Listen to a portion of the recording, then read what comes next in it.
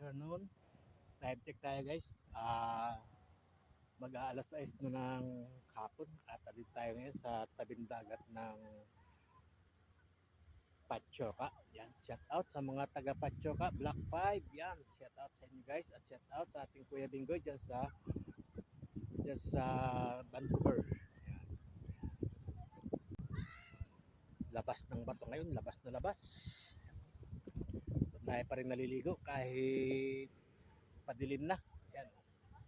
Yan, parang ito ang White Beach ng Puerto Galera. Kailang itim ang buhangin dito.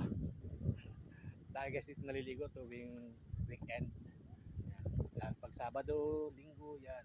Talagang ito ay dinadayo ng mga taga-bukid. Mga taga-bukid. Yan. At namas tayo guys dito sa batuhan. Daming lumot guys. Daming lumot.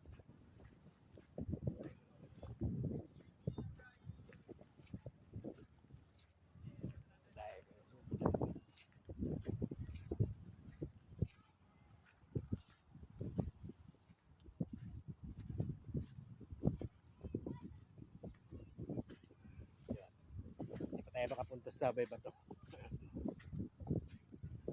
At titignan natin kung ano yung nahuhuli ng mga bata dito. Ang ganda ng batuhan dito guys. So, hirap ang makbang dahil basura guys.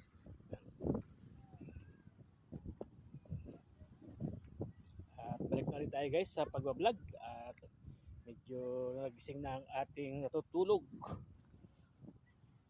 na maling gawi. Yan. Tayo guys ay kailangan natin gumawa ng ayos para sa ikabubuti. Okay guys.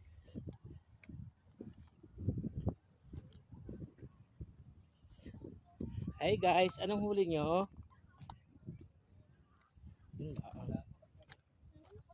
Anong meron dyan?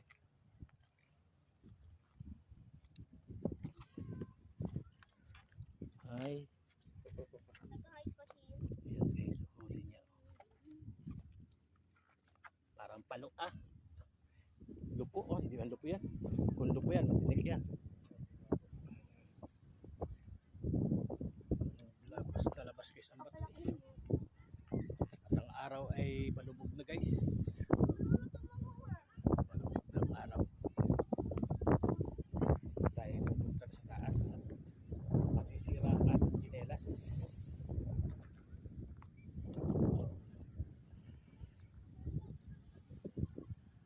Kitang-kita ang yun ang bayan guys bayan ng Kalapan. At ito ang pier, yung dulo may dulo ng bundok. Banda rito pa, kabilang pala ng bundok yan.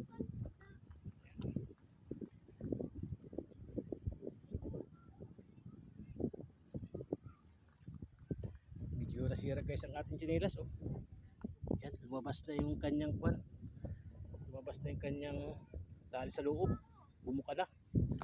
Baka masiraan ng tuluyan wala akong magamit ng tsinelas kasi batuhan dito masakit sa paa.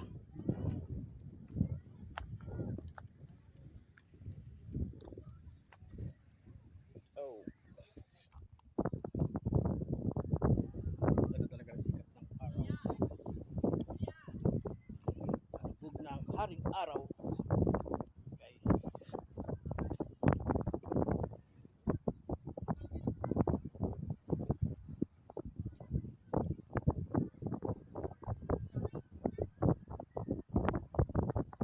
Guys, at hanggang dito na lang.